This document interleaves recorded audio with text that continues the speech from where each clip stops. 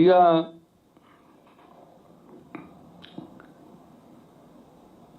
ఇంకా కొందరు సభ్యులు ముఖ్యమంత్రి గారితో సహా చిల్లర వేషాలు వేయటానికి అసెంబ్లీని వాడుకున్నారు. ఆ మాటలు, ఆ అవభావాలు, ఆ వేషాలు చాలా మంది చేసినారు. నేను మచ్చుకు ఒక 2-3 చెప్తాను. ముఖ్యమంత్రి గారు ఏదో సందర్భంలో చర్చ వచ్చినప్పుడు ఆయనకు ఆఫ్ కావాలి, ఇంకా ఆయనకు ఏదో ఫుల్ కావాలి అని చెప్పి నేను చెప్పలేను ఆ మాట. ఆయన ఎట్లా చేసినారో చూడండి ఒక్కసారి. అసెంబ్లీని ఎట్లా వాడుకున్నారో.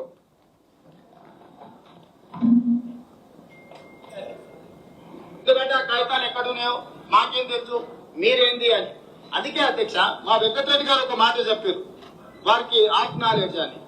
వారికేమో హాఫ్ నాలెడ్జ్, పెద్దానికేమో ఫుల్ నాలెడ్జ్. ఇక మేము ఏం చేస్తాం అధ్యక్ష? అటువంటి భాష, అటువంటి అవభావం ముఖ్యమంత్రి గారు అసెంబ్లీని వాడుకున్నారు. ఎవరైనా ఇంకా ఏమంటారు, ఇంకో సభ్యుడు అంటాడు, అది ఏమవుతుంది, కరెంటు అర్ధగంట గంట పోతే ఏమవుతుంది, ఒక పెన్షన్ ఒక నెల లేట్ అయితే ఏమవుతుంది అన్నమాట మాట్లాడుతూ ఉన్నాడు. చూడండి ఏమన్నారు ఒక సభ్యుడు, ఇంకో సభ్యుడు. గౌరవ ప్రతిపక్ష సభ్యులకు గంట విద్యుత్ శక్తి పోయింది, అర్ధగంట కరెంటు కట్ అయింది, ఇంకెవరికి ఒక రోజు పెన్షన్ రాలేదు. ఇవో అధ్యక్ష మన సమాజాన్ని ముందుకు తీసుకుపోయే అంశాలు. ఎలక్ట్రిసిటీ రావాల్సిందే, కానీ ఒక అర్ధగంట ఎలక్ట్రిసిటీ అధ్యక్ష. గంట కరెంటు పోతే ఏమైనా కొంపలు మునుగుతాయా? ఒక నెల పెన్షన్ లేట్ వస్తే కొంపలు మునుగుతాయా అన్న ఒక మాటలు అంతా అటువంటి నీచ స్థాయికి దిగజారి ఒక సభ్యులు, శాసనసభ్యులు మాట్లాడుకునేందుకు ఈ శాసనసభను వాడుకున్నారు.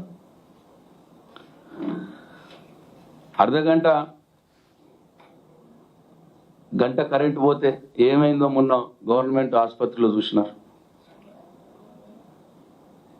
ఒక దగ్గర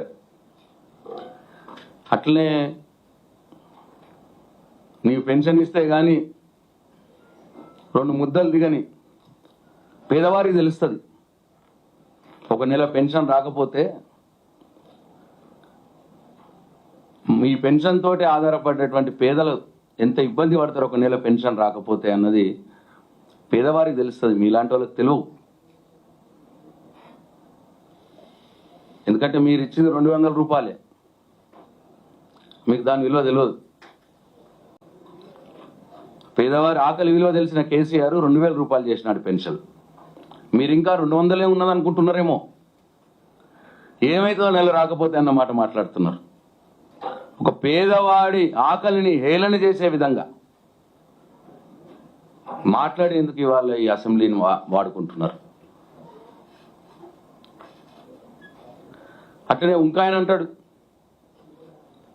ఆయన ఏమంటాడో చూడు ఇంకో సభ్యుడు.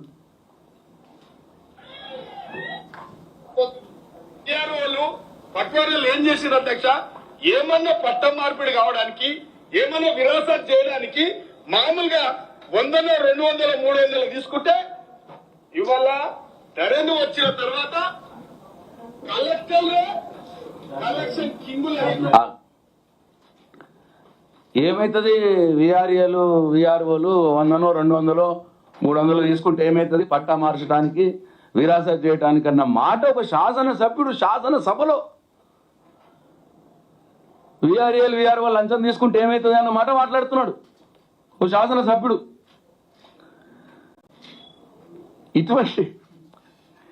ఇటువంటి ఒక నీచ స్థాయి, అధమ స్థాయి వేషాలు, మాటలు, అవవాలు ఇవన్నీ చెప్పటానికి, చూపించటానికి ఈ అసెంబ్లీని వాడుకున్నారు ఈ కాంగ్రెస్ పార్టీ శాసనసభ్యులని చాలా బాధగా ముఖ్యమంత్రి గారి నాయకత్వంలో స్వయాన ముఖ్యమంత్రి గారు అటువంటి చిల్లర వేషాలు వేసినందుకు చాలా బాధగా ఉంది. అట్లనే అసెంబ్లీ సాక్షిగా మమ్మల్ని అవమానించదని వాడుకున్నారు. ఈ అసెంబ్లీని.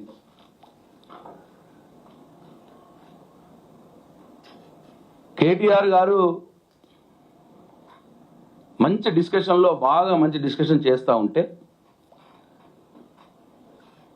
ముఖ్యమంత్రి రేవంత్ రెడ్డి గారు మధ్యలో వచ్చి అనవసరంగా ఏమి సందర్భం లేదు, ఏమీ లేదు, అనవసరంగా మా మహిళా శాసనసభ్యురాల్ని అవమానం చేసే విధంగా మాట్లాడినాడు. పాపం కంటనీరు పెట్టింది ఆమె, మా సబితా ఇంద్రారెడ్డి గారు, మా సునీతా లక్ష్మారెడ్డి గారు. చివరికి ఆమె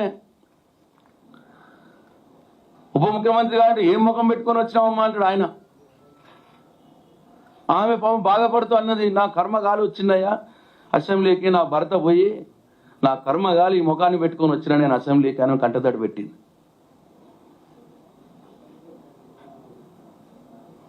ఇట్లా మహిళా శాసన సభ్యుల్ని అవమానపరిచి 4.5 గంటలు మా ముగ్గురు మహిళా శాసన సభ్యులు నిలబడి ఒక 2 నిమిషాలు మైక్ ఇవ్వండి అని చెప్తే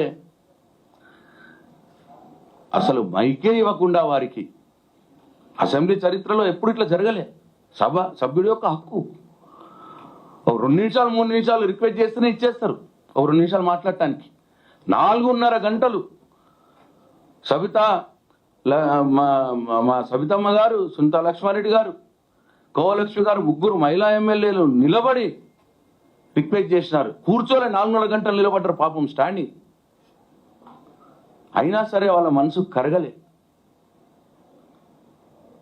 అట్లా మహిళా శాసనసభ్యురాలను అవమానం చేసినారు. అట్లనే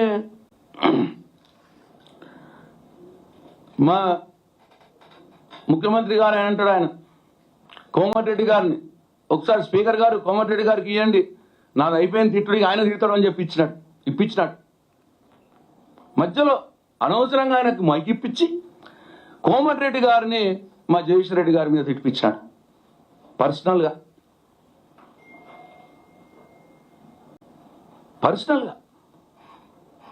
అదంతా మీరు చూసినారు, ఈ రాష్ట్ర ప్రజలు చూసినారు. అంటే వీళ్ళు అసెంబ్లీని ఏ విధంగా వాడుకున్నారు అని చెప్పడానికి నేను చెప్పాల్సి వస్తుంది. అసలు ఇవన్నీ చెప్పకూడదు, ఇది మంచిది కాదు. అయినా సరే ఈ బాధని మీతో చెప్పుకోవాలి, రాష్ట్ర ప్రజలతో చెప్పుకోవాలనే ఉద్దేశంతో ఈ విధంగా నేను చెప్పుకోవాల్సి వస్తున్నది. ముఖ్యమంత్రి స్వయంగా సార్ ఒకసారి కోమటిరెడ్డి గారికి ఇవ్వండి, మిగతా ఆయన తిడతాడు అని చెప్పి ఇచ్చినాడు ఆన్ రికార్డు మైక్లో. అనగానే స్పీకర్ గారు కోమటిరెడ్డి గారికి ఇచ్చినారు. కోమటిరెడ్డి గారు ఇంకా స్టార్ట్ జగదీశ్వర్ రెడ్డి గారిని పర్సనల్గా ఇష్టం వచ్చినట్టు మాట్లాడినాడు. అందరూ చూసి నవ్వుతున్నారు, రాక్షస ఆనందం పొందుతున్నారు. జగదీశ్వర్ రెడ్డి గారిని కోమటిరెడ్డి వెంకటరెడ్డి గారు తిడుతుంటే రాక్షస ఆనందం. మా మహిళా ఎమ్మెల్యేలు నిలబడి 4.5 గంటలు నిలబడితే వాళ్ళని చూసి వెకిలి నవ్వులు, రాక్షసానందం. కాంగ్రెస్ శాసనసభ్యులు ఒకంతన్నా కానీ ఒకళ్ళకన్నొకళ్ళకు సీనియర్ కాంగ్రెస్ సభ్యులు ఉన్నారు, మంత్రులు ఉన్నారు, ఒక్కళ్ళన్నా కానీ ముఖ్యమంత్రి గారికి పాపం ఆడవాళ్ళు పాపం మహిళలు 4.5 గంటలు నిలబడ్డారు. ఒక 2 నిమిషాలు ఇద్దాం ఏముందని ఒక్కళ్ళు చెప్పరు. మరి చెప్పినా కానీ ఈ అటవిక రాజ్యాన్ని పాలించే రారాజు అని అనుకునే వ్యక్తి, ఇదంతా నాది నేను రాజుని అనుకునే వ్యక్తి వినలేదేమో, మరి ఎవరు చెప్పినా వినలేదేమో. ఎందుకంటే ఆయనే స్వయంగా కోమటిరెడ్డి గారికి ఇవ్వండి సార్ అని స్పీకర్ చెప్పి కోమటిరెడ్డి గారితో జగదీశ్వర్ రెడ్డి గారిని పర్సనల్గా తిట్టిస్తుంటే ఒక్క కాంగ్రెస్ ఎమ్మెల్యే, సీనియర్ మంత్రులు ఉన్నారు, మంచి వాళ్ళు ఉన్నారు, దాంట్లో చాలామంది, ఒక్కరు కూడా అడ్డని చెప్పరు. పర్సనల్గా ఎందుకు తిడుతున్నారండి అని. ఇట్లా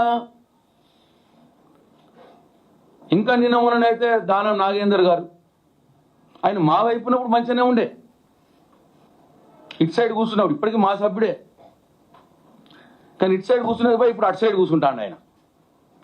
ఇటు సైడ్ కూర్చున్నప్పుడు మా వైపు కూర్చున్నప్పుడు మంచిగానే ఉండే సంస్కారం, అటు దిక్కుపోయి కూర్చోగానే వాళ్ళ సంస్కారం వచ్చేసింది ఆయనకు. ఏం మాట్లాడాడో మీరు అందరు చూసినారు. మాట్లాడుతుంటే మైక్ కూడా కట్ చేయరు. నవ్వుతున్నారు అందరూ, రాక్షస ఆనందం పొందుతున్నారు. ఇంకా ఆయనకు వచ్చి సపోర్టింగ్ ఎమ్మెల్యేలు వచ్చి తోలు తీస్తా అంటాడు. ఆయన మాతృమూర్తులను తిడతాడు, రోడ్ల మీద తిరగనియా బయట తిరగనియా అంటాడు. సాక్షాత్ అసెంబ్లీలో శాసన సభ్యుల్ని పట్టుకొని నీ తోలు తీస్తా అంటాడు. స్పీకర్ గారు మంచిగా చూస్తూనే ఉన్నాడు. కాంగ్రెస్ సీనియర్ నాయకులు, మంత్రులు, ఎమ్మెల్యేలు నవ్వుతూనే చూస్తూనే ఉన్నారు. అంటే ఇట్లా క్రూరాతి క్రూరంగా మమ్మల్ని అవమానించటానికి, మమ్మల్ని బాధ పెట్టడానికి ఈ అసెంబ్లీని వాడుకున్నారు అని చెప్పడానికి నేను ఈ 2-3 సంఘటనలు చెప్పిన. ఈ అవమానాలే కాదు, బెదిరింపులు కూడా. దానం నాగేందర్ గారు బెదిరింపులు చూసినారు. ఇక దానికి కొనసాగింపుగా